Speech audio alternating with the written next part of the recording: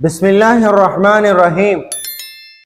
ساحل سمندر میں رہنے والے لوگوں کے لیے ایک اہم اور ضروری مسئلہ سمک طافی یعنی طافی مچھلی کھانا حلال نہیں ہے۔ روایت کے اندر آتا ہے کہ طافی مچھلی کھانا حلال نہیں ہے۔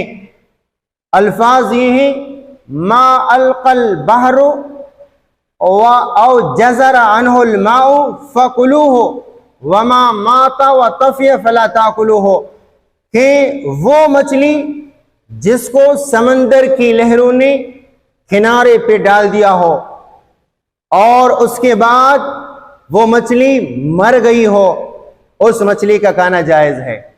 اسی طرح وہ مچھلی سمندر کی لہروں کے ساتھ کنارے پہ آ گئی، پانی واپس چلا گیا اور مچھلی کنارے پہ رہ گئی، یہ مچھلی بھی کھانا جائز ہے۔ کیوں کہ یہاں پہ اس کے مرنے کا سبب ہے، اس کی موت کا سبب ہے پانی کا چلا جانا اور پانی کا اس مچھلی کو کنارے کی طرف لے کر آنا۔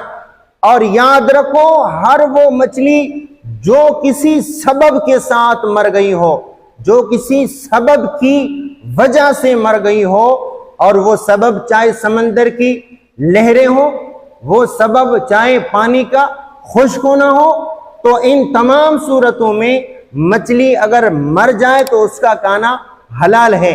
کنارے میں اگر آپ کو مچھلی مل جائے، سمندر کی لہروں نے کنارے میں چھوڑ دیا یا سمندر کے پانی نے کنارے میں چھوڑ دیا، پانی واپس چلا گیا، مچھلی پیچھے رہ گئی، تو یہ کسی سبب سے مر گئی ہو، ایسی مچھلی کا کھانا جائز ہے۔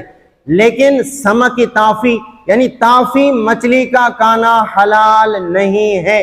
طافی مچھلی کسے کہتے ہیں؟ جو خود بخود مر گئی ہو اور سمندر کے تہ میں، سمندر کے سطح میں الٹ پلٹ رہی ہو، اس کو کہتے ہیں سمک طافی، جو خود بخود مر چکی ہو، نہ اس کو لہروں نے مار دیا ہو، نہ وہ کسی کنارے میں جا کر پانی نے اس کو چھوڑ کر پانی واپس گیا ہو، نہیں، بلکہ وہ خود بخود مچھلی مر کر سمندر کے سطح پر الٹ پلٹ رہی ہو، اس کو کہتے ہیں سمک طافی۔ ایسی مچھلی کھانے سے اللہ کے نبی نے منع فرمایا۔ کیا فرمایا؟ وما مات وطفی عنہ، کہ جو مچھلی خود بخود مر کر سمندر کی سطح پر الٹ پلٹ رہی ہو، ایسی مچھلی کا کھانا درست نہیں ہے۔